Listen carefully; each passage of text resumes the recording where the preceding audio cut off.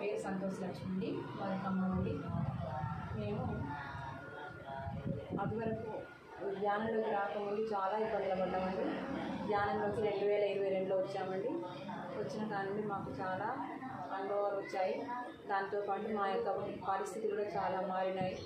మాకు అసలు నా యొక్క ఆరోగ్య పరిస్థితి చాలా దీనంగా ఉండేది.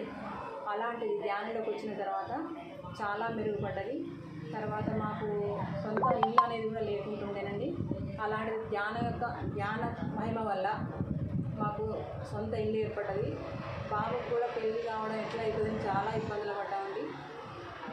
మాకు అనుకోకుండా అన్ఎక్స్పెక్టెడ్గా మాకు శాకాహారం తినే కూడలే దొరికింది. మేము శాకాహారులమే. ధ్యానం చేయకముందు కొంతకాలం తిన్నాం, కానీ మాంసాహారం తిన్నాం. కానీ ఆ తర్వాత మాకు ధ్యానంలోకి వచ్చిన తర్వాత మొత్తం పూర్తిగా మానేసుకున్నాం. మాకు శాకాహారం తినే కూడలు కావాలనుకున్నాం. అదేవిధంగా నా కోరిక ప్రకారం అలాగే దొరికారు వాళ్ళు. హ్యాపీగా ఉన్నామండి మేము. మాంసాహారం మానేసి ఎన్నాళ్ళు అయిందండి? మాంసాహారం ధ్యానంలోకి వచ్చే ముందు నుండే మానేసుకున్నాం మేము. అంటే ఎన్ని సంవత్సరాలు అయింది? ఇప్పటికీ 4 years 5 years అయింది సార్. ఓకే అండి. ఇప్పుడు మీ కోడలు కూడా తినని కోడలే దొరికిందని చెప్పారు. ఇప్పుడు తినని కోడలే దొరికింది మాకు. ఓకే, మాకు అట్లనే కోరుకున్నాను. మీ ద్వారాగా ఎంతమంది మీ బంధువులు ధ్యానంలోకి వచ్చారు?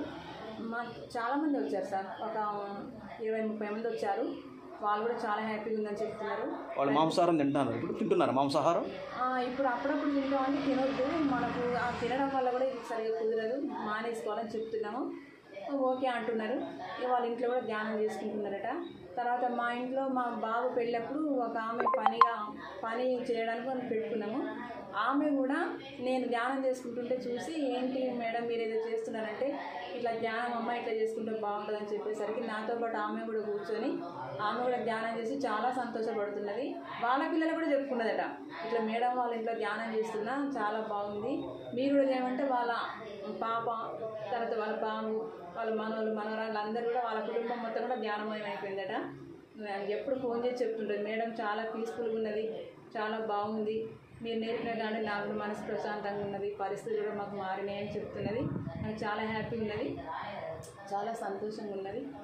ఇట్లనే ప్రపంచంలో ధ్యానమయం కావాలి, శాకాహారమయం కావాలి, పిరమిడ్మయం కావాలి, అహింసామయం కావాలి అని నా కోరిక అండి.